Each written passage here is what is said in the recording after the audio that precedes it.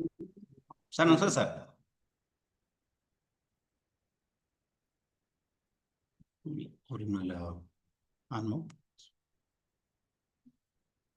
ನಮಸ್ತೆ ನಂಜುಸ್ವಾಮಿ.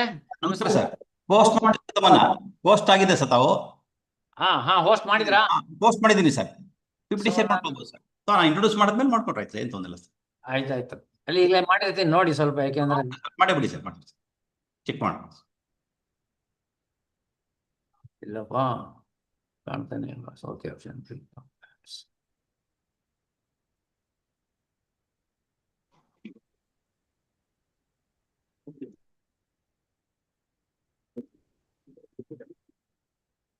ಕಾಣತಾ? Hello sir ಕಾಣ್ತಾ ಇದೆ ಸರ್. ಫುಲ್ ಸ್ಕ್ರೀನ್ ಮಾಡ್ಬಿಡಿ ಸರ್. ಕಾಣ್ತಾ ಇದೆ. ಫುಲ್ ಸ್ಕ್ರೀನ್ ಮಾಡಿ ಸರ್. ಸಾಕಾ? ಅಲ್ಲ, ಫುಲ್ ಸ್ಕ್ರೀನ್ ಆಗಿಲ್ಲ ಸರ್ ಇನ್ನು. ಫುಲ್ ನಮ್ಗೆ ನಾವು ಫುಲ್ ಸ್ಕ್ರೀನ್ ಮಾಡಿದ್ರೆ ನಿಮ್ಮ ಮಕ್ಕಳು ಕಾಣಲ್ಲ ನಮ್ಗೆ. It's okay sir. It's okay sir. ಇಷ್ಟು ಸಾಕು ಅಂತ ಕಾಣುತ್ತೆ. ರೈಟ್ ಮೂವ್ ಮಾಡಿ ಸರ್, ಒಂದ್ಸಲಿ ನೋಡ್ಬೋಣ sir. Okay sir, clear sir, clear sir. Okay yes sir, yes sir, yes sir. ಇನ್ನು 2 ನಿಮಿಷ ಇದೆ ಸರ್ ಅಷ್ಟೇ ಸರ್. ಇಲ್ಲ ಪಾರ್ಟಿಸಿಪೆಂಟ್ಸ್ ಒಂದು 49 ಪಾರ್ಟಿಸಿಪೆಂಟ್ಸ್ ಇದ್ದಾರೆ ಸರ್. ನಾ ಕೇಳೋಣ ಅಂತಿದ್ದೆ, ಅವರೆಲ್ಲ ಎಲ್ಲಿಯವರು? 49 ಪಾರ್ಟಿಸಿಪೆಂಟ್ಸ್ ಸರ್. ಒಂದು 44 from Karnataka and 5 from Tamil Nadu, Maharashtra, Madhya Pradesh sir. So therefore my presentation should be in English only. Both ಎರಡು ಇದು ಮಾಡ್ಕೊಳ್ಳಿ ಸರ್. ಅದೇ ತಮಿಳ್ನಾಡು ಏನು ಮಾಡ್ತಾರೆ ಆಮೇಲೆ? ಮತ್ತೆ discipline wise arts, science, commerce ಎಲ್ಲ ಇದ್ದಾರಾ? ಎಜುಕೇಶನ್, ಲೈಬ್ರರಿ ಎಲ್ಲ ಮಿಕ್ಸ್ ಇದ್ದಾರೆ ಸರ್. ಎಲ್ಲರಿಗೂ ಸ್ವಲ್ಪ ಕ್ಯಾಮ್ರಾ ಆನ್ ಮಾಡ್ಕೊಳಕ್ ಹೇಳಿ. ಟೆಕ್ನಿಕಲ್ ಅವರು ಇದ್ದಾರೆ ಸರ್. ಫ್ಯಾಷನ್ ಡಿಸೈನ್ ಅವರೇ ಒಂದಿಬ್ರು. Disaster is unanimous and universal in its nature. Health university ಕಡೆಯಿಂದನೂ ಇದ್ದಾರೆ ಸರ್ ಒಂದಿಬ್ಬರು. ಅವ್ರಿಗೆ ಇವ್ರಿಗೆ ಇರಲ್ಲ ಅಂತ ಹೇಳಕ್ ಆಗಲ್ವಲ್ಲ. ಡಿಸಾಸ್ಟರ್ ಮ್ಯಾನೇಜ್ಮೆಂಟ್ ಎಲ್ಲರಿಗೂ ಬೇಕಾಗಿರುತ್ತೆ.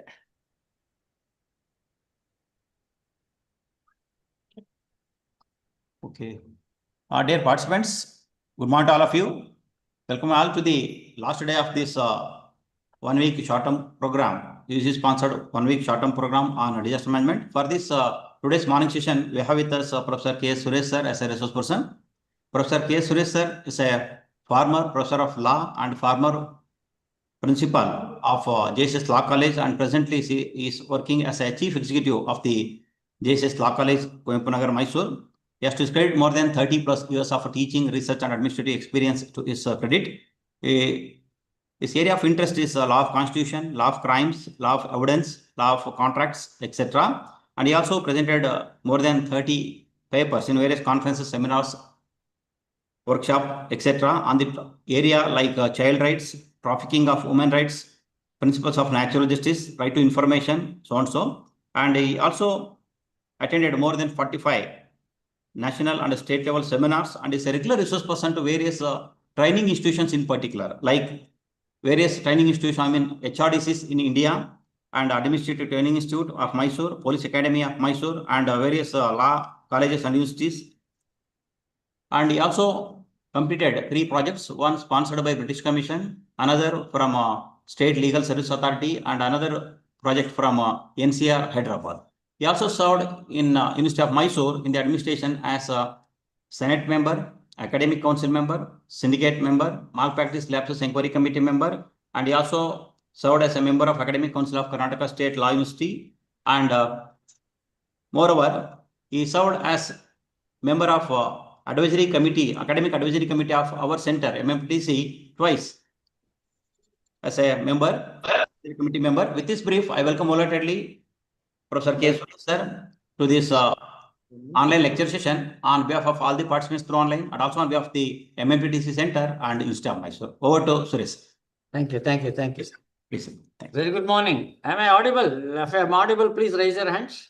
Clear sir, clear. Yes. So at the outset, I would like to thank. Yes, sir. Audible, sir. Thank you, madam. At the outset, I would like to thank MMTTC for having invited me to speak on Disaster Management Act. So Disaster Management Act is one small part of the entire actually process of disaster management. So this act actually came into existence 2005. Till 2005, we did not actually have a specific law to tackle disasters that actually occur. So before I proceed, Before I proceed further, let me just actually say a few words. I think these things must have already been touched upon by the previous speakers. However, before I start the act, I would like to just actually say a definition of disaster. It's an event caused by natural hazard. I'll tell you, there can't be an year, I'll tell you, without any kind of a natural hazard or disaster in any part of the world, which refers to a natural process of phenomena that can result in loss of life, property, damage, and environmental impact, such as earthquakes, hurricanes, and droughts. These are very common of late, and India is no exception to that. So many such disasters actually do take place, and the administration actually must be ready to tackle such disasters. Major natural disasters I would like to just touch upon. Earthquake, at least 5 lakh earthquakes actually take place every year. In a year, 5 lakh earthquakes. Many of them actually don't feel it. Many of them actually feel it, and some of them actually will be very, very disastrous, killing actually a lot of people, living beings, and destruction of property.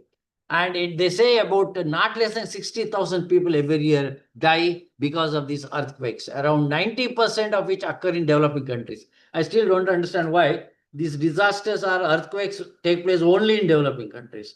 There could be a reason, because developing countries do not actually give or attach importance to environmental protection. So maybe perhaps that is one of the reasons. So 90% of these earthquakes take place in developing countries. That is an OECD actually observation made in 2008. Most earthquake deaths are related to building collapse and damage. Usually, so people actually live in buildings when the disaster hits, the buildings collapse, damage, as a consequence of which a lot of actually lives go. A drought actually is another very important actually disaster. Approximately 650,000 deaths from 1970 to 2019. In the last, I'll tell you, 50 years, 6.5 lakh people actually have died because of drought. And from 98 to 2017, about actually 20 years time, droughts caused global economic loss, roughly about $124 billion. It is not a small sum. I'll tell you, $124 billion, I'll tell you, because of drought. And most of these droughts, I'll tell you, it is not just a natural phenomena. It is also, in fact, there is a contribution actually of man for this particular actually destruction. Please actually switch off your mic. Some of you actually switched on your mic. That is causing disturbance. Please, sir. And tsunami is at another actually kind of a disaster. 2004 tsunami. You must be knowing it, I'll tell you, which killed more than 230,000 people across a dozen countries, reaching as far as East Africa. And flood, 2018 and 2023 floods, I'll tell you, especially in India, 2018 floods actually still be remembered, and caused deaths roughly about actually 7,600 people across the globe. And cyclone in 1970 killed almost 800,000 deaths due to cyclone have been registered across the globe. Volcanic eruptions, though India is not actually affected by this, but there will be. Historical average is about 1,600 to 2010. Global average approximately about 540 deaths per year due to volcanic activity. Volcanic activity actually is a continuous phenomenon. It keeps actually occurring. But many times, I'll tell you, because of precautions taken by the administration, deaths are averted. But at certain points of time, even deaths cannot actually be averted, as a consequence of which many people actually die. So some of the most famous actually volcanic eruptions is Mount Tambora, which killed nearly 71,000 to 250,000 deaths. And Krakatoa in 1883 killed about 36,000 people. Mount Pelly killed around 30,000 people. These are some of actually the natural disasters which occur around the globe.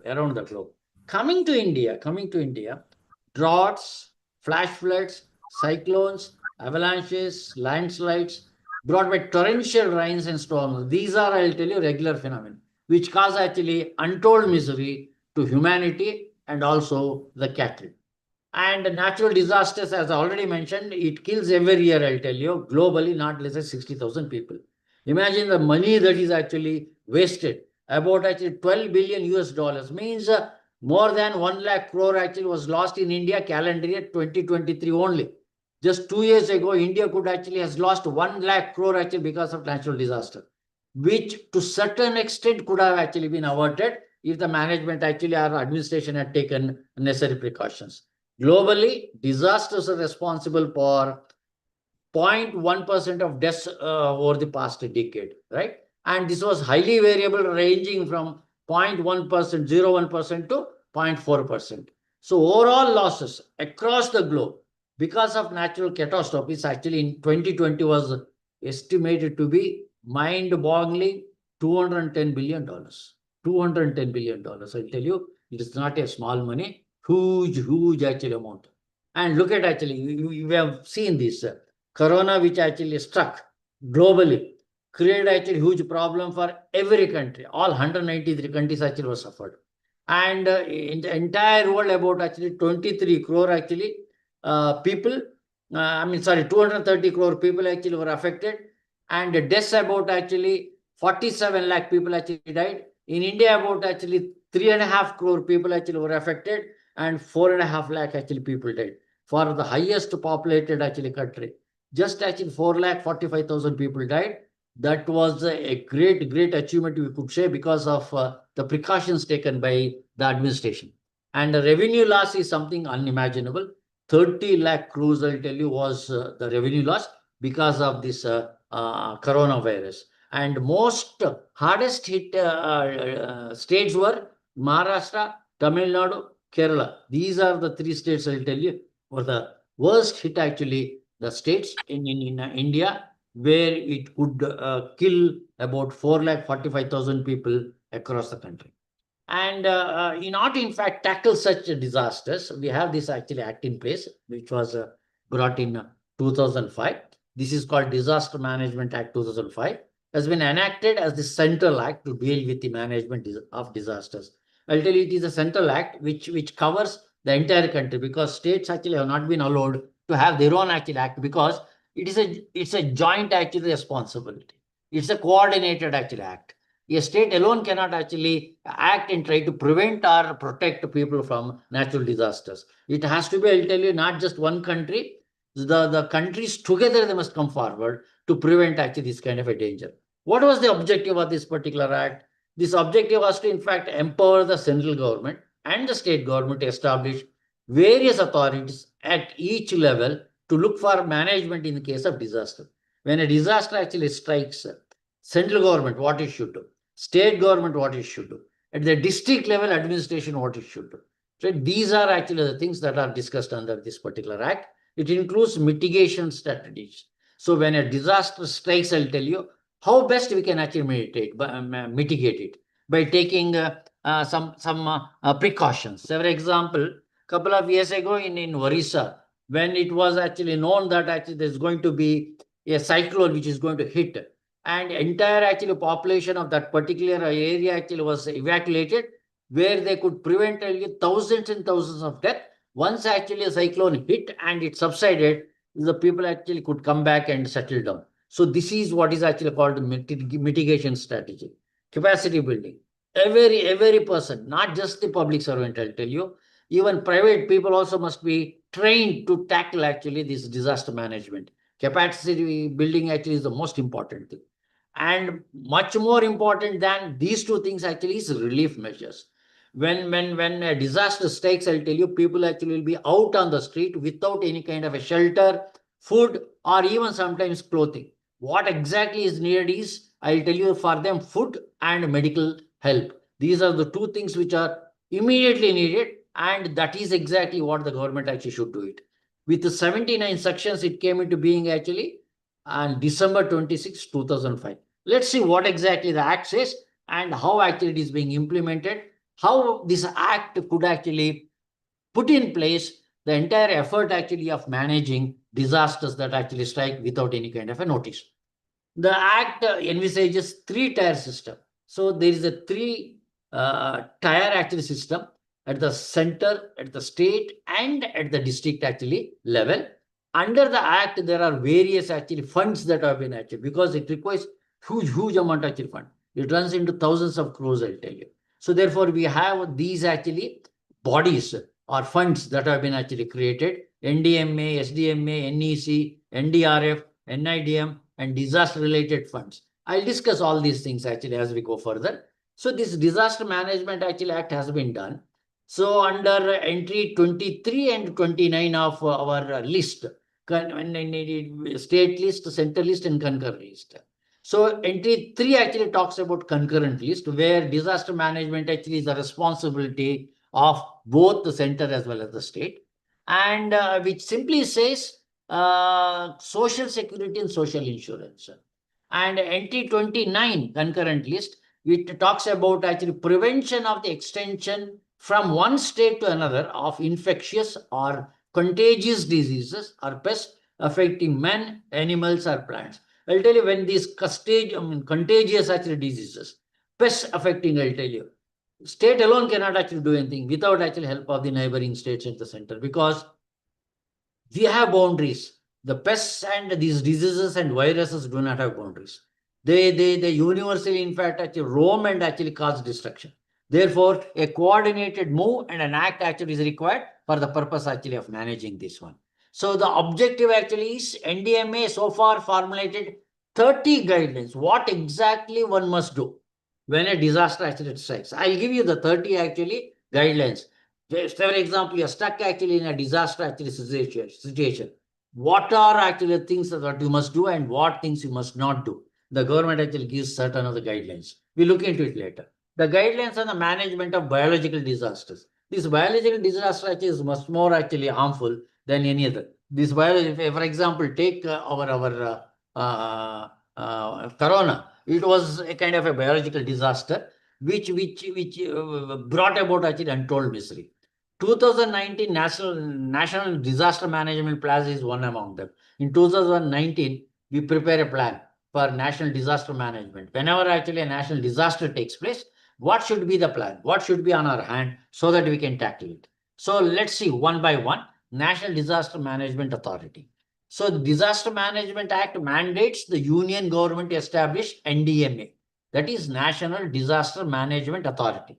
The union, central government actually must establish this one as a nodal authority. That actually takes care of all the lower actually, the authorities which come under that as a nodal authority, with Prime Minister as the ex officio chairperson. I'll tell you, this is such an important actually body, I'll tell you, where Prime Minister himself actually is the chairperson of this particular authority.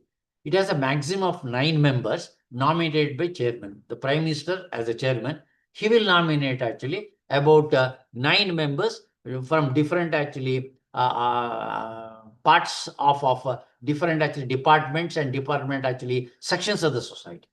The chairman can nominate any of the 9 members as also any one of those 9 members actually as vice chairman. There has to be one vice chairman. In the absence of chairman, he can actually act. And NDMA meetings are presided by chairman, and such meetings are called as far as for as and when PM actually thinks fit. When Prime Minister feels that a meeting actually of NDMA should be held, he can call at a very short notice, and the meeting could be held to discuss actually the problems. If the chairman is not available, naturally the vice president actually preside over that. And officers and employees and consultants to the authority are provided by the union government. It is the responsibility of the union government to draw officers actually from several departments and actually put them actually at the disposal of NDMA. So it is actually a central authority which takes care of that. So what are the powers and functions actually of this NDMA? One by one we'll go. The key responsibilities of National Disaster Management actually authority is laying down policies. When a disaster strikes, what is the policy? What actually the government should do at the center, at the state and the district level? What are the plans actually that are in hand? And what are the guidelines that should be issued to the people who are affected actually by this natural disaster? These are the policies, plans and guidelines are for disaster management are the responsibilities of NDMA. It has to create it. It lays down policies on disaster management, clear policies it lays down. And these policies actually can be often updated, revised according to the needs. Approve the national plan. So you'll have to have one national plan, and subsequently for the affected state, it will have their own actually plan, a specialized actually plan. approve plans developed by various ministries of the union. So various ministries, because all the ministries actually must join hands here for the purpose actually of doing this kind of a thing. And approve plans developed by various ministries of the union, lay down the guidelines to be followed by the state authorities in drawing up the plans. And NDMA is also mandated to recommend guidelines for the minimum standard of relief. So when a disaster strikes, what should be the minimum actually kind of relief you must give? Minimum kind of actual relief. So for example, minimum requirement to be provided in the relief camps in relation to shelter means what is the minimum shelter they should provide? What is the minimum actually food that should be given? And how actually drinking water facility should be given? What should be the minimal medical cover and sanitation? I'll tell you, all these are very, very important. When disaster strikes, I'll tell you, people lose their actually houses and the place actually of living, and they will be sheltered actually in certain of the places where shelter, food, drinking water, medical cover, sanitation, all become actually inseparable part of actually this particular act. So special provisions actually have been created for widows and orphans. Especially these are the people who are with all difficulty eking out their life. When disaster strikes, I'll tell you, they'll be in great actually need of help, widows and orphans. So there the government actually must do some kind of a help for these people, special provisions. Ex gratia assistance on account of loss of life. If a person dies, what should be the minimum ex gratia compensation to be paid? So it all depends actually on the disaster and the extent of loss, and then it is the responsibility of the government to give what should be the minimum actually ex gratia that should be given for loss of life, damage to houses, and for the restoration of means of livelihood. So for example, a person actually has lost job, and the government should also think of actually restoring actually his means of livelihood. Besides this, various other reliefs also that are required may be provided. In case of disaster of severe magnitude, some higher kinds actually of disasters, and it is empowered to recommend relief in payment of loans, repayment of loan. Say, for example, when a farmer or any other actually artisan or a worker who has taken actually a loan for the purpose actually of doing his business or whatever it is, I'll tell you, when disaster actually strikes, he not only in fact cannot pay, he cannot even actually eke out day-to-day life. As a consequence of which, in the certain other circumstances, NDA may even actually take up the responsibility of cancelling or providing relief for repayment of loan that was actually taken from the bank or whatever actually other authorities for a grant of fresh loans, not only suspending the repayment of loan, new loans, fresh loans also could be given to those people who are in need of it. And the responsibilities of the union government. What is the responsibility of the union government? What actually the union government actually must do? So the Disaster Management Act puts union government the obligation to take all measures necessary and expedient for the purpose of disaster management. The sole responsibility lies on the actually the union government, because government at the center, I'll tell you, with all actually the resources at its disposal, also has the responsibility of tackling the issue in full-blown scale. And coordination between ministries and departments, state governments, and various domestic and international agencies is a must. Because whenever a disaster actually strikes, many of the countries come forward. So, for example, an earthquake in Turkey means several people actually came. Earthquake actually in Afghanistan, several international agencies and governments actually will come, provide actually some kind of a relief. So there has to be some kind of a coordination for this. It is also obliged to make proper allocation of funds. The government actually from its contingency fund makes special allocations for these disasters. And besides this, there is one what is known as National Executive Committee. So NDMA cannot actually take up all the responsibility. There has to be an executive committee, what is actually called National Executive Committee, NEC. Apart from NDMA, the union government also constitutes a National Executive Committee, which is responsible for assisting NDMA in execution of various functions for disaster management. So this is an executive body. What policies NDMA takes, that has to be carried out in action by this NEC. So that is a responsibility. Secretary of the Ministry, which is responsible for the disaster management, is chairperson of it. So a particular ministry will be in charge of the disaster management. So the secretary of that ministry actually will be the person in charge of this NEC, and the secretaries of other 15 departments, I'll tell you. They are so closely connected actually with the disaster management, are brought here in NEC. They are not actually there in NDMA, but they are actually in this NEC. For example, look at, these are very important actually departments: agriculture, atomic energy, defense, drinking water supply, environment and forest, finance, health, power, rural development, science and technology, space, telecommunications, urban development, water resources, and chief of the integrated defense staff and chiefs of staff committee will be member of NEC. Look, these are the 15 departments, will part of actually NEC, which executes all the plan policies that were brought into existence by NDMA. And what are other functions of NEC? What other functions it has got? It has to assist NDMA in its functions. NDMA, I'll tell you, is not a specialist body. It's a body which has the power to make policies. So it needs always actually the assistance actually of the specialist. So NEC provides that actually kind of input. So it has to assist NDMA in its functions and implementing the plans and policies of NDMA. It has to implement all the plans enumerated, and the policies actually evolved by NDMA. It has to implement. It is the principal organ to do that, and ensuring compliance with the directives of the union government. In these emergencies, what directives the union government gives, so those the directives actually must be executed by this NEC. And it should also act as a coordinating and monitoring body for disaster management. I'll tell you, it has to coordinate actually with different agencies, states, international agencies, and other states and governments. I'll tell you, it has an enormous task. When the disaster actually is big in scale, I'll tell you, the entire actually world not only pours sympathy, but also resources. It has to be coordinated. It's an extremely difficult job that it does. And it has to prepare the national plan to be approved by NDMA. NDMA actually is not a body, a specialist body where it could by itself evolve a national policy. So NEC becomes a principal organ to assist and actually formulate the policy, place it before NDMA for its approval and acceptance. Prepare guidelines for different ministries with respect to disaster management.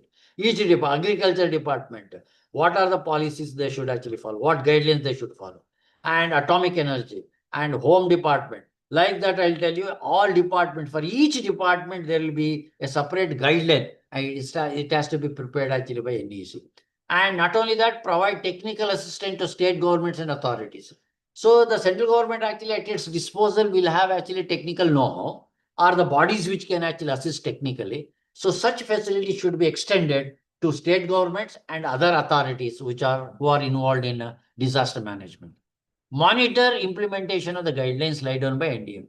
So the guidelines actually prepared by NDMA, it has to not only implement, but also monitor. If it is not actually implemented properly, what are the causes for not implementing? It must find out. And the hiccups that are there actually for not implementing must be resolved. And it must actually suggest actually what action should be taken to smooth functioning of the implementation. Coordinate responses in a case of disaster. I told you already, several bodies and several actually agencies are involved. It has to coordinate. Advise and assist various ministries and departments, because these ministries and departments actually cannot work on their own. They have to work actually in coordination. So this coordination is to be carried out actually by the NEC, and the NEC will have to guide them and assist them and properly take them actually for the relief actually work. And what is this national plan? The national plan is a disaster management plan. So it keeps changing, I'll tell you. When a disaster of this nature actually strikes, what exactly we should do? That is exactly the point. It is prepared by the NEC in consultation with the state governments. State government, they consult various bodies, specialist bodies in the field of disaster management. There are plenty of bodies, I'll tell you, work on disaster management. They are specialist bodies. They know in and out of actually disaster management. They consult that. Once it is prepared, NDMA approves it. After actually thorough discussion, the plan actually is placed before the NDMA by NEC, and it approves. the basic things to be included in national plan are as these are the basic things that you must actually include in the national plan. What are that? What measures are to be taken for the prevention of disasters? So tackling actually after the disaster relief management is a different thing. Whether we can actually preempt a disaster means can we prevent? What measures actually should take? Or the mitigation? If it is inevitable, how we can actually bring down its effect on the people, on their defects? These are the two things that it must actually take care of it. One is to prevent disaster. The second one is mitigation actually of the effects. And what measures are to be taken for the integration of mitigation measures in the development plans? How actually all mitigation efforts actually must be integrated. You cannot actually do independently mitigation work, I tell you, or because sometimes it becomes repetitive and it is a drain actually on the funds. Therefore, you will have to move in a coordinated manner, not in fact actually in an integrated actually manner that it has to do it. And what measures are to be taken for preparedness and capacity building. So when a disaster strikes, how actually people should be prepared? What should be the preparedness? And before actually people actually prepared for facing the disaster, they should also be empowered to in fact tackle and survive the disaster. That is exactly what is actually called capacity building. Right? Every person actually should be trained and must be told as to how you must actually face and tackle a disaster. This is capacity building is very important. What will be the roles and responsibilities of different ministries and departments? What are the roles and responsibilities? Different actually ministries and actually they must do it. A national plan has to be reviewed and updated annually. Every year it has to, because the disasters actually will not be uniform in their nature. So they'll be in different actually varieties, forms and kinds. So therefore, we must actually, by taking scientific actually input and predictions actually of certain departments of the future, look into it. Annually, you must actually update and revise your policy. The union government would finance the measures to be carried out as per the plan. So the responsibility of financing it actually becomes on the union government. They must do it. And the copies of the plan shall be distributed to all ministries. Everybody should actually have a copy of it. So now comes the state. This is about the central government I spoke to you. Central government actually has NDMA and NEC and various 15 actually departments at the center level, in the entire country level. Coming down to the second actually in the rung is the state disaster management. Similarly, I'll tell you, this is also created within the state. I'll tell you, it is a replica of NDMA. You see, it is called SDMA, State Actual Disaster Management at the state level. Exactly is in similar fashion. I'll tell you, the bodies are constituted. The work is also similar. I'll just repeat it. A state disaster management is to be established by every state government. It's obligatory. Every state, 28 states and 8 union territories must have actually a disaster management authority in their respective places. The chief minister of the state actually is the chairperson, just like the prime minister. And there are maximum 9 members, as actually mentioned in the SDMA, in the central department. And there are maximum 9 members. There are also 9 members, here are also 9 members. And in case of a union territory, lieutenant governor actually will be the head. In union territories, it is the lieutenant governor because there cannot be a chief minister. Though there is a chief minister, lieutenant governor actually is given this responsibility. Administration of administrator is the chairperson of STMA. The STMA will meet as and when chairperson actually decides. Just like actually a National Disaster Management Authority, the State Disaster Management Authority the meetings will be called at the discretion of the chief minister. Other employees and staff of the STMA are appointed by state government. Just like actually central government, the state government also will appoint actually all the members. Going further, it has these following actually powers: to lay down the disaster management policies. What should be the policy for the state? And also actually a coordinated act, because they have a policy for their state, but that policy actually must juxtapose actually with the policy of the neighboring states also. You can't have one kind of a policy and run counter to the policy of the neighboring state. They should be in coordination. To lay down state disaster management policy, like national disaster management policy, A state disaster management policy should be there. Approve state plans as per the guidelines of national plans.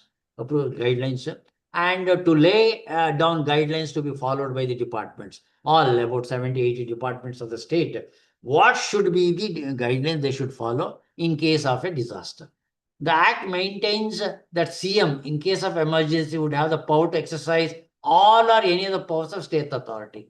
Sometimes CM alone by himself can discharge all the functions of SDMA in case of emergency. In case of emergency, any of the powers, if all powers or any of the powers of the state authority, he can exercise. But the exercise of such powers shall be subject to ex post facto ratification.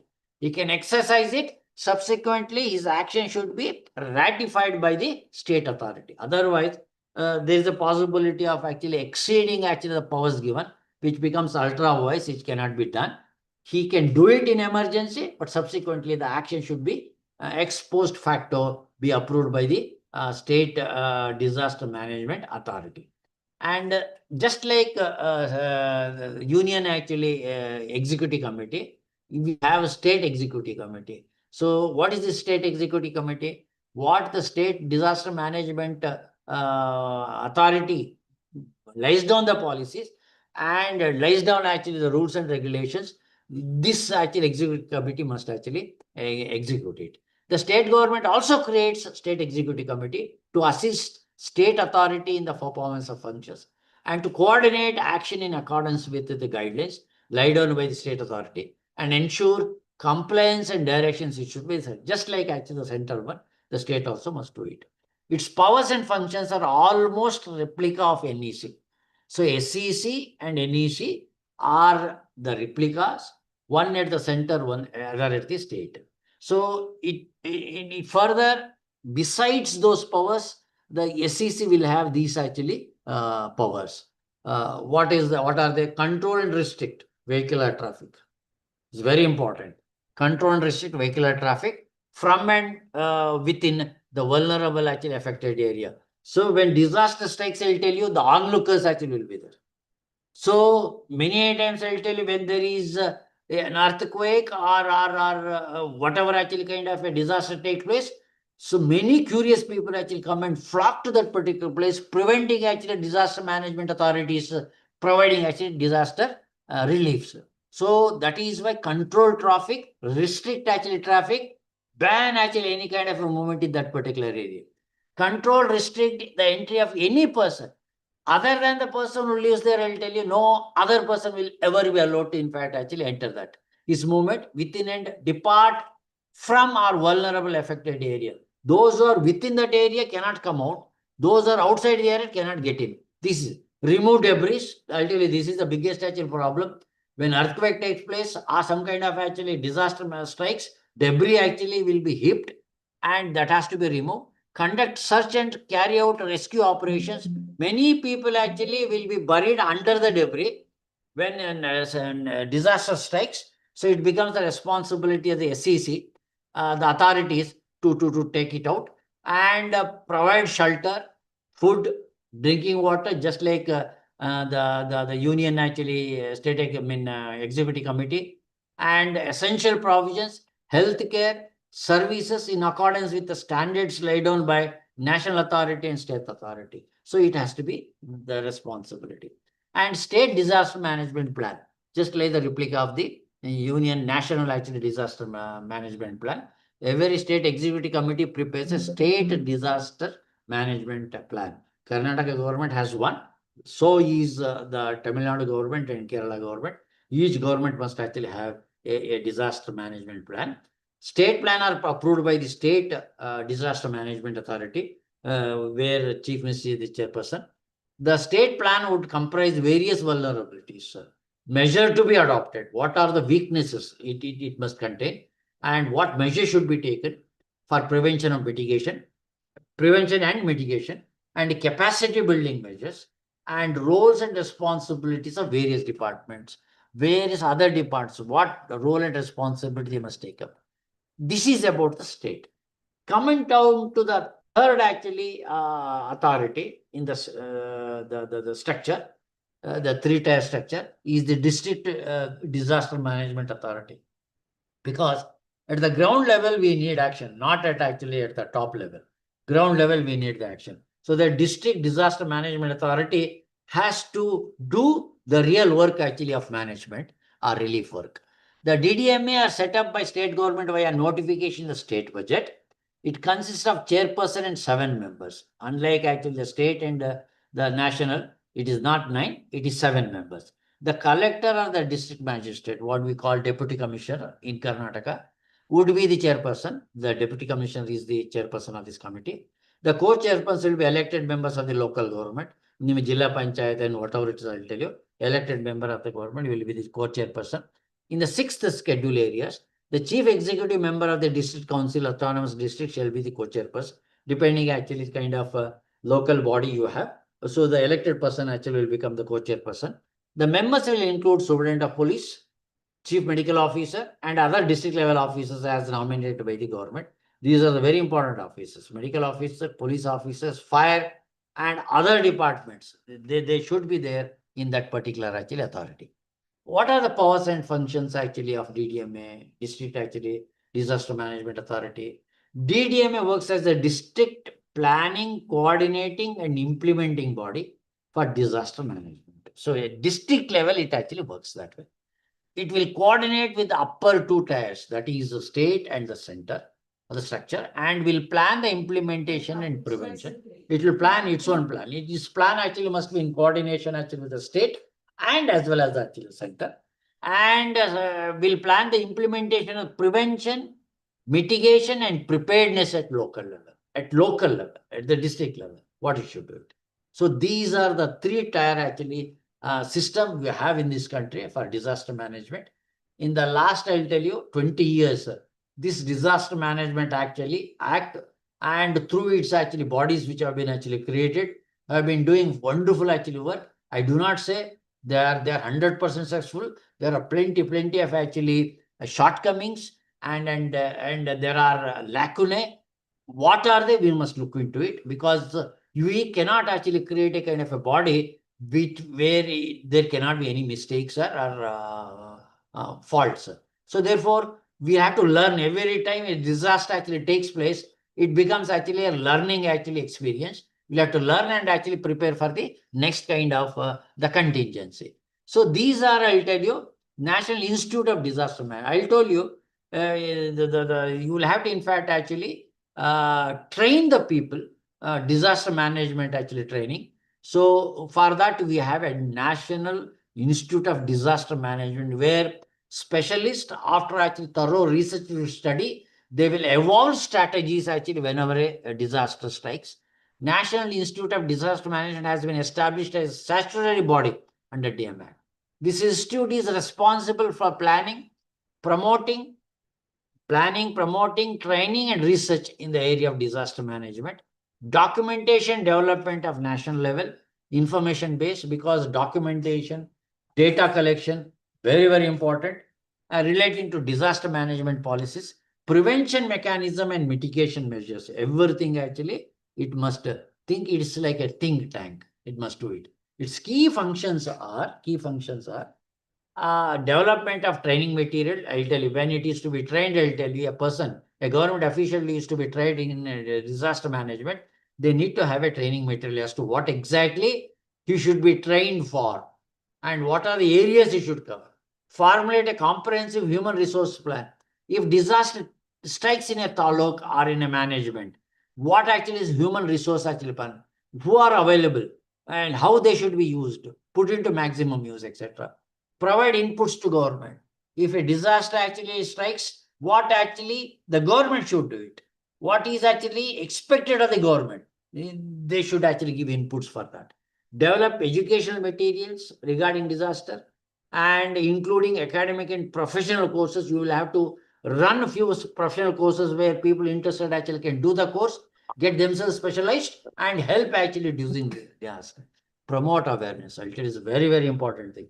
Every citizen of this country has a responsibility to know something about actually disaster management. And during disaster, what they are expected to do, what they are not expected to do, what is their responsibility, what is their power, and the duties. All these things I'll tell you, awareness actually creates. Conduct study courses. As far as possible, I'll tell you, this information must be disseminated to every citizen of the country. Therefore, it has to conduct some study courses, it will conduct. There is what is known as National Disaster Response Force.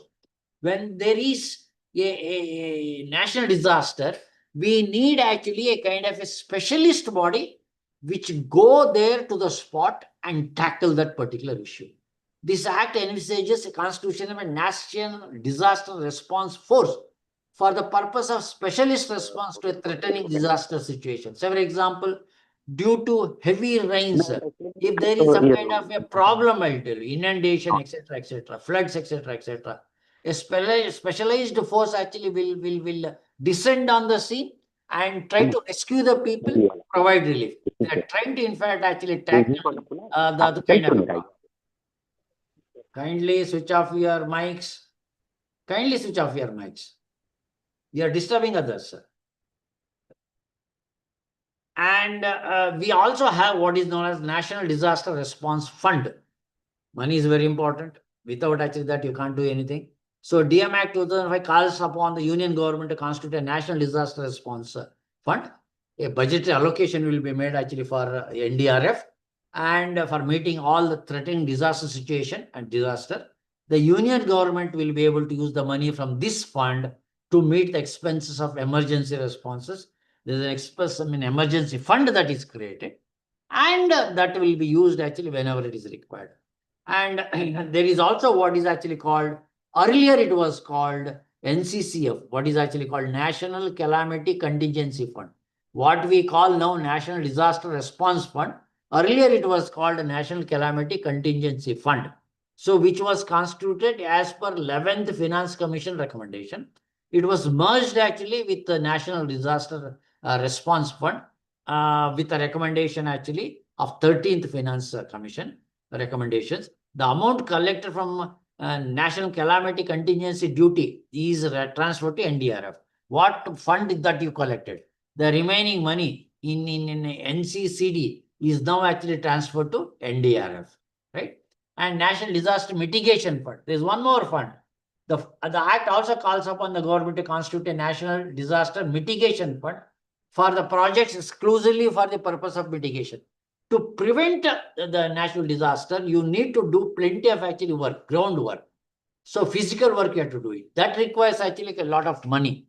So as a consequence of which, for that they create a separate fund, what is actually called NDMF. So, and the money from this fund is to be used for NDMF for mitigation purposes only. Whatever actually precautions that you should take.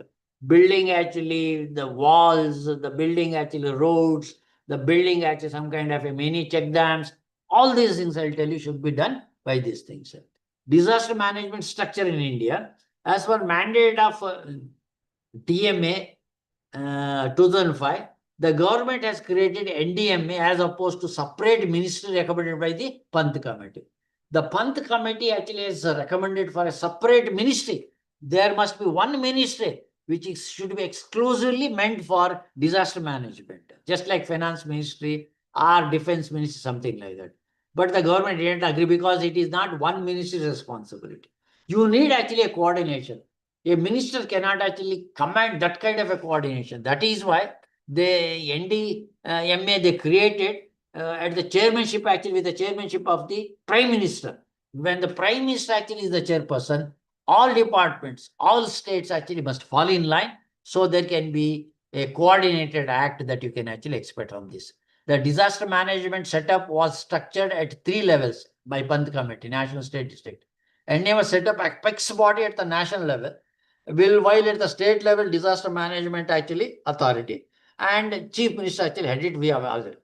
What are the offenses? If at all, if someone actually violates these rules and regulations, what are actually the punishments and offenses and punishments? That we'll actually discuss one by one.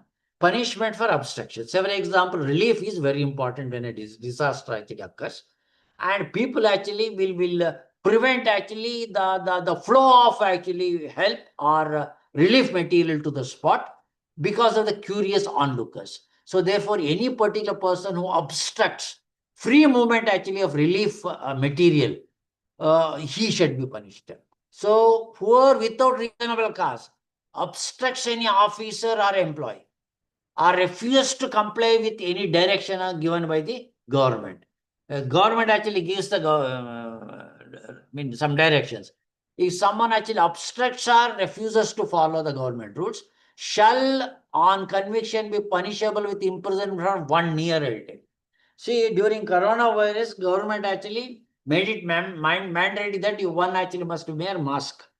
Without wearing mask, one should not actually come to the ground, because so thereby LTL either he will be affected, or if he is actually the coronavirus infected person, he will affect others.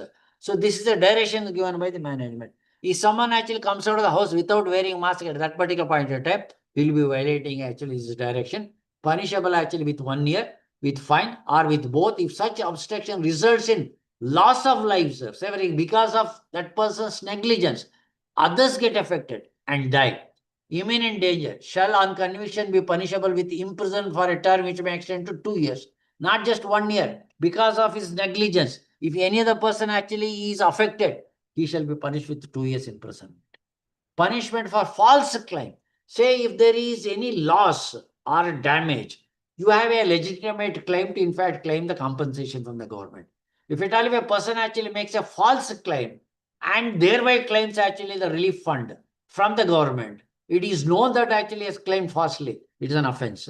So whoever knowingly makes a claim which he knows or has reason to believe to be false for obtaining any relief, assistance, repair, reconstruction, other benefits consequent to disaster from any officer of the government, national authority, the state authority, or district authority shall on conviction be punishable with imprisonment for a term which may extend to 2 years. So a person who actually makes false claims gains actually or gets some kind of a relief on the pretext actually of loss, he will be punished actually with 2 years imprisonment.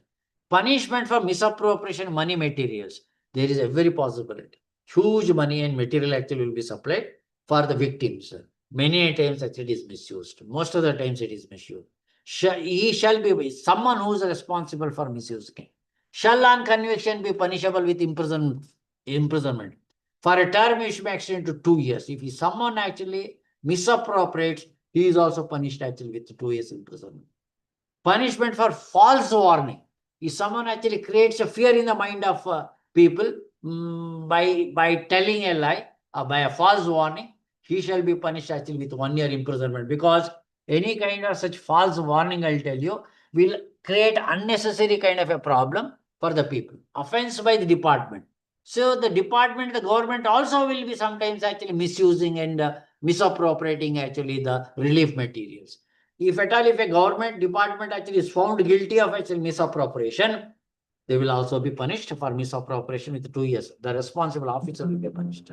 And failure of officer in duty or connivance at the contravention of the provisions of that.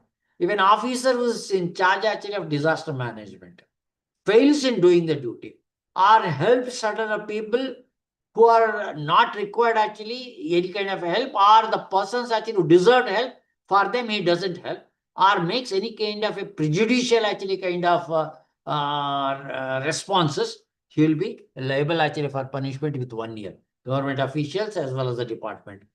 Penalty for contravention of any order regarding requisition. What is this requisitioning? During disaster, I'll tell you, the government actually may have to amass actually resources. And many times the government will not be having, I'll tell you, all the resources actually to it. Sometimes they require actually a space to store their problem. Sometimes they require actually transportation actually for the help. Sometimes they may require actually some kind of a material which is actually in the custody of some person. So the government actually can order requisition. Not free of cost. They'll be paid for that. But when a national disaster actually strikes, it becomes the responsibility of a person who has some kind of resources to part that resources to the government to help actually the needy person. So be punishable with imprisonment for a term, 1 year imprisonment if the person actually contravenes this provision. And if any person contravenes any other order made under section 65, the previous, the subsequent one, he shall be punishable with imprisonment for a term which may extend to 1 year, right? That one. And offenses by company. So I'll tell you, it is not just the human being or an individual who will be punished. If a company, if a firm or a partnership actually body contravenes any actually of these provisions, has been committed by a company or body corporate, every person who at the time of the offense was committed was in charge of and was responsible shall be deemed to be guilty and shall be punished accordingly. So the person actually is responsible, he will be responsible. Previous sanction for prosecution. See, any government servant does any kind of a crime, before actually case is filed against him, prior permission of the government is required. Perhaps most of you must be knowing it. This is called sanction actually by the government. The government has to give permission to the prosecuting body to file a case against the government servant who is involved actually in discharging the functions. This is actually to protect the government servant from some kind of actually humiliation or some kind of a vengeance, or preventing a person actually, for a public servant, from discharging his duties without any kind of actually fear or favor. You know what happens is when a public servant will discharging his duty, commits a small mistake, thereby some kind of a loss occurs. If you file a case, the government servant actually will be disheartened, delusioned, and also he loses his morality. Not only that, subsequently, before he wants to do any act, he thinks 10 times, because something goes wrong, he will be punished. So therefore, all government servants actually are provided with this kind of a protection. If you do while discharging your duty, some kind of a small mistake which violates any law, the authorities cannot directly file a case against you. They have to take actually permission of your department. The department will look into it, whether permission should be given or not. If no permission is given, I'll tell you, you can never be prosecuted, right? That is one thing. Same is the case here also. Previous sanction for the prosecution. If the union government, state government, the district authority, while doing actually some kind of a disaster management relief work, if he has caused any kind, say for example, while disaster management relief, distribution of relief actually funds, someone's actually standing crop is destroyed, he cannot actually file a case against this authority because they were actually in charge of providing relief. So if someone actually incurs some loss while doing actually some kind of benefit for the general public, there cannot be a case. And if he wants to file a case, he has to take the permission of the government. Cognizance of the offenses. The court cannot directly take actually the cognizance of the offenses. So while discharging the duty, a deputy commissioner actually has done this kind of a wrong, therefore actually an action should be taken against him. I can't go to the court. Courts are prevented actually from taking cognizance, especially when disaster management actually activities are taking place. The national, state, and district authorities, they can't actually make a complaint against any of these bodies, or any other person also cannot actually do it without that person actually giving you 1 month notice. 1 month notice should be given, and if you refuse to get any kind of a response, or the response is not acceptable, then only he must actually proceed further to file a case against that particular person. So these are the guidelines, I'll tell you. These are the guidelines that are actually given to every person using disaster management. All of you should actually, in fact, know it, because any one of us could be actually the part of this disaster actually situation. Under these circumstances, what you must actually do it. Look here. General preparedness. Stay calm and avoid rumors. Whenever a disaster actually strikes, stay calm and avoid rumors. There will be plenty of actually rumors that will be taking place. I will tell you. Plenty of actually rumors. And especially these days, it's social media in hyperactive mode. Plenty of nonsensical things actually will be running around. So you must actually keep your cool. Listen to officials' radio. You must listen only to the official communication through radio, television, or broadcast or something like that, right? You should not actually simply go for your social media information, etc., etc. Keep your mobile phone charged and use SMS for communication. Keep your mobile phone all the time charged and SMS communication use it, because you may not be able to get actually connection for the purpose actually of speaking over to the other person. At least actually through communication you can do it, SMS communication. Prepare an emergency kit with essential items like first aid kit, flashlight, and dry food.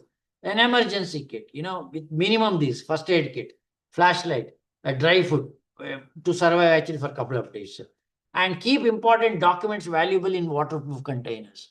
So some of the very important documents of your property, your personal documents, etc., in a waterproof container. You know what actually happened 2018?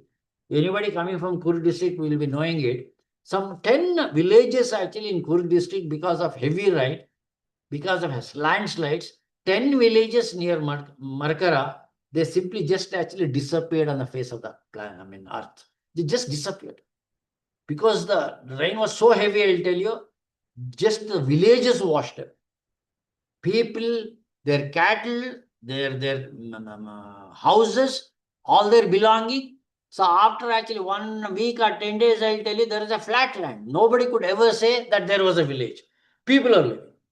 And subsequently, some of the people actually escaped, wanted to claim the land, but hardly there was anything, because their document, their houses, their hard-earned actually, the property, money, and all various other things totally disappeared.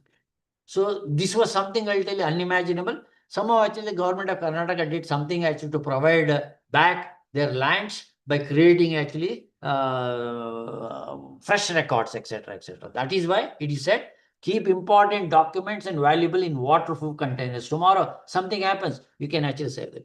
Avoid making false alarms. You should not do, as this is a punishable offense. Maybe unless and until you know for certain, don't ever actually make any kind of an alarm or share information. Because if at all, if you share a false information, you are liable actually for punishment. Up to 1 year, you can actually go to jail. It is general preparedness. When cyclones and storms, which are very natural, I'll tell you, in India, secure your house by closing windows, doors, and securing loose items. Trim trees branches near house, around the house. Actually, if there are trees, trim their actually branches. Do not stand under the trees or electric poles, because there is a possibility of they crashing on you. And if told to evacuate, do so immediately. Well, if told, many people I still remember near Talakaveri, the head priest actually of Talakaveri temple, when there was actually in 2018, warning was given by a district magistrate to vacate the houses. But that old priest actually refused to, because it was his youngster's house and he had actually his property, his crop, everything. He never wanted to, in fact, actually leave the house. Let what come may, he thought, actually stayed back. Within 24 hours, I'll tell you, the entire house, the property washed away. And his relatives, his children could not even actually find the body or the traces of the house also. So therefore, once the government tells you to evacuate, better evacuate, because you must actually prefer either your property or your life. Which one you prefer? If you prefer property, stay back. Be ready to sacrifice your life. Want to save your life? Evacuate. And be aware that while violent winds can resume after the eye of the cyclone passes. Once actually the eye of the cyclone passes, there could be violent actually winds. You must also be prepared. After effects, it is called. You should be prepared. When earthquakes take place, what should you do? Stay in safe place. Preferably in a room with fewer movable items.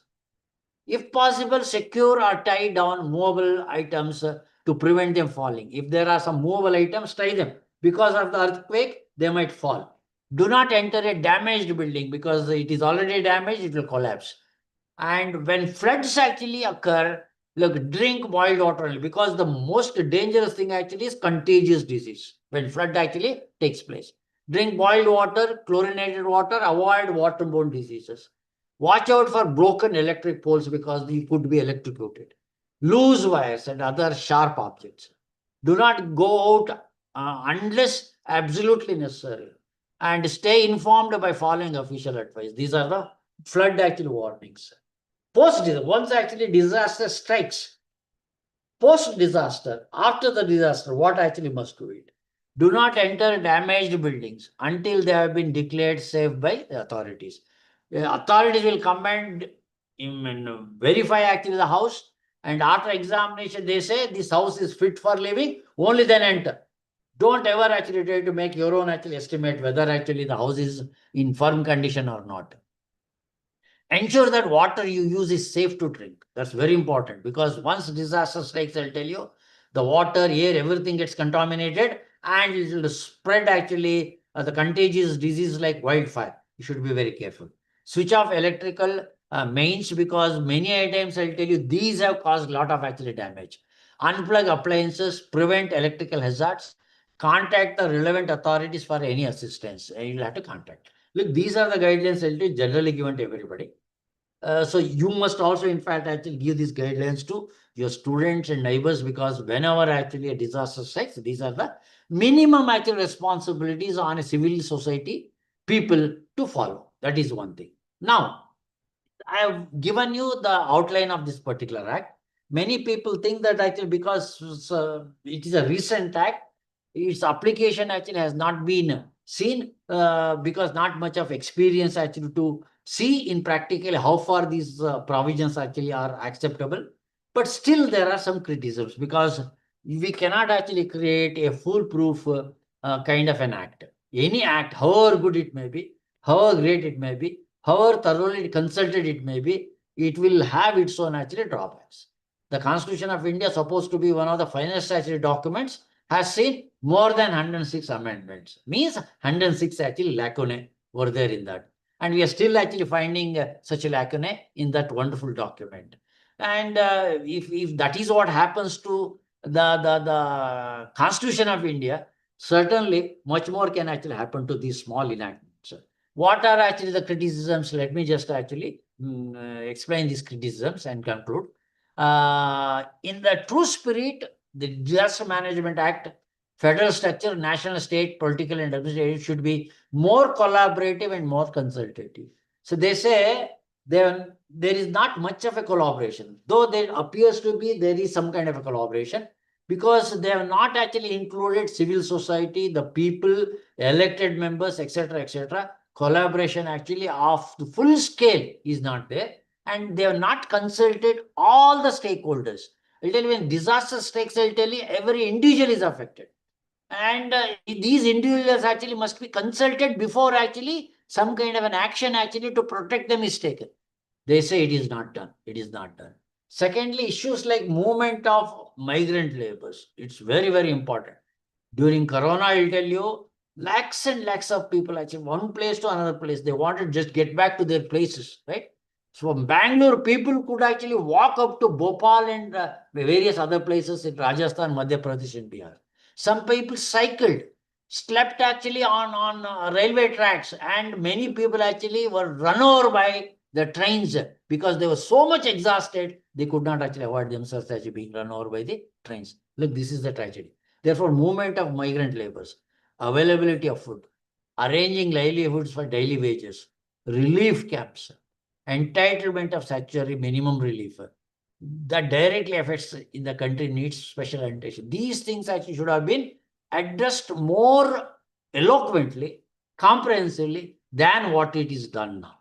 It should have been discussed more elaborately. That is what. The Act is also criticized for these things. Marginalizing NGOs, non-government organizations.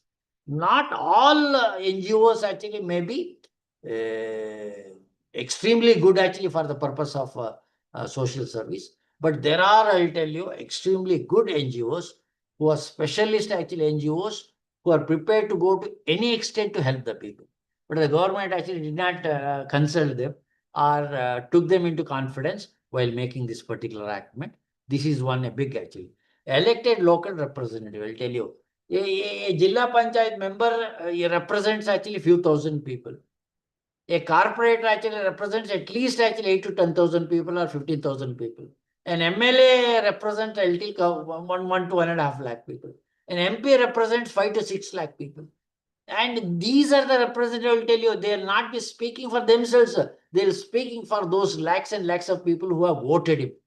They should have been consulted.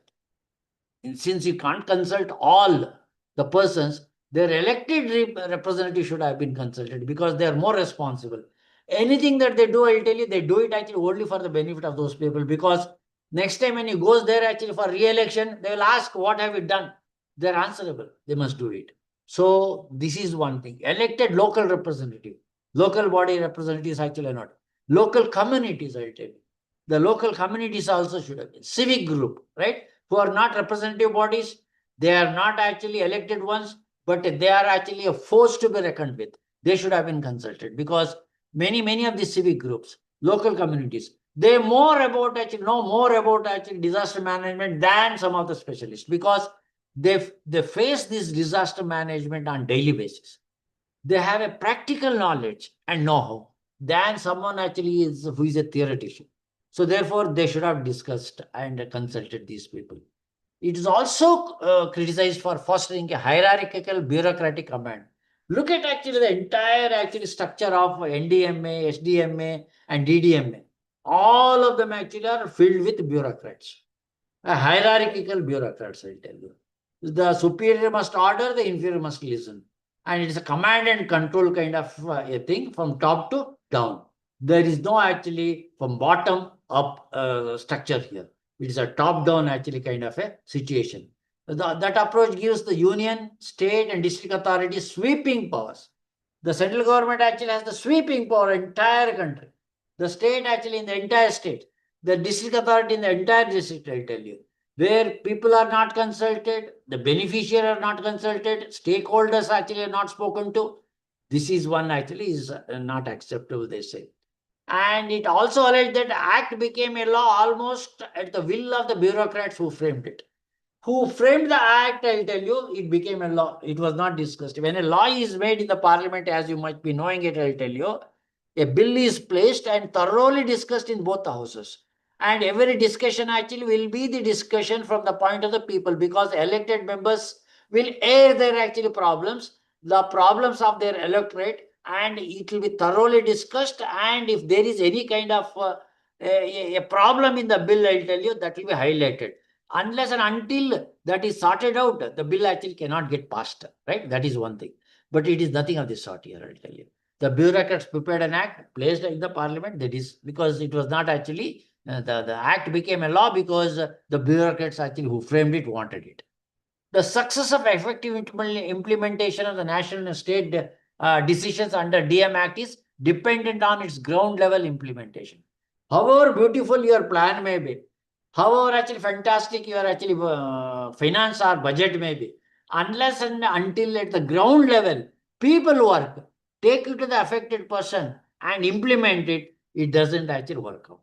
You must actually at the grassroots level seriously think about actually doing it, right? Otherwise, it is certainly not possible. And there are complaints about discrimination, police excesses, starvation, lack of medical aid. Discrimination is possible. I'll tell you, human mind is such a dirty mind, I'll tell you.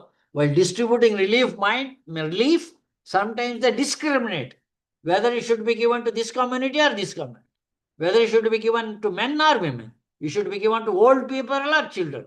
So such kind of discrimination. Hunger actually is universal to everybody. You can't actually make any discrimination. And police excesses. Sometimes police actually controlling actually the mob. Sometimes actually they exceed the powers. Starvation, I'll tell you. Some people actually are overfed. Some people actually are starved to death. Lack of medical aid, I'll tell you, which is not equally distributed, because corruption actually plays an important role here.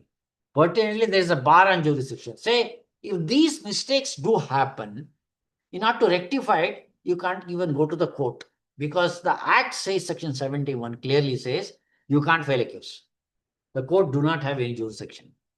The court doesn't have a jurisdiction, therefore you can't file a case. So that is one, I'll tell you, remedy that you could have availed as a citizen. That is also denied. That is what they say. Having assumed the role, it is obligatory on all the constitutional courts in the country to so motor register PIS and closely monitor the implementation of the Act. So, however, there is, I'll tell you, an obligation on the part of the constitutional courts, High Court and the Supreme Court. Without even someone actually filing a case, they can take a suo motu case on their own. They can take a case, file the case, And if there is something that has happened, they can actually set it right. It is indeed possible. So ensure rule of law, it is possible. And protection of human rights actually is guaranteed in the Constitution, can be done, right? These are some of the criticisms. This act is just 20 years old. And unlike other acts, it is not continuously used. Only when disaster strikes, the act will be used. As a consequence of which, we have not been able to test this act on the ground. Test driving is not possible. We have not done it much. It will have to be tested actually only when disaster actually strikes. Not much is done. But in spite of actually, in those cases where it was implemented, there are certain of the lacunae which should be looked into. Don't ever think that actually there can be a law which doesn't have any kind of a problem at all, doesn't have any kind of a lacunae. No. Such a law, a human being actually can never do it, because it is certainly not possible. Because man under law, in jurisprudence, they call man actually as a bundle of mistakes. Man is a bundle of mistakes, right? So however good his thoughts may be, sometimes actually when he creates a kind of a policy or a law, there will be intentionally or unintentionally some kind of a flaw will creep into it. So only way to in fact overcome is to see that actually that mistake is causing actually some kind of a problem, and do some kind of an amendment to see that actually such mistakes are not repeated, right? With this, I would like to just conclude this particular small enactment. Now, if you have any questions, you can ask me. I'll share this actually PPT with you. You can certainly, in fact, use it for your personal use. If you have any questions, you can ask me.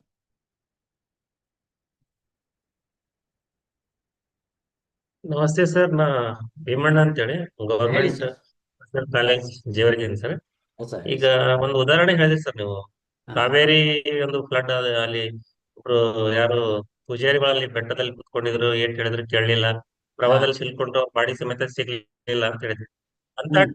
ಅಂತ time ನಲ್ಲಿ ಸರ್ಕಾರ ಏನ್ ಮಾಡ್ಬೋದು? ಅವ್ರ ಮನವೊಲಿಸ್ಲಿಕ್ಕೆ ಆಗಂಗಿಲ್ಲ, ಅವ್ರನ್ನ ಉಳಿಸ್ಬೇಕಾದ್ರೆ ಏನ್ ಕ್ರಮ ತಗೋಬಹುದು? ಸರ್, ಅದು ಅಲ್ಲಿ ಹೇಳ್ತೀನಿ ಕೇಳಿ.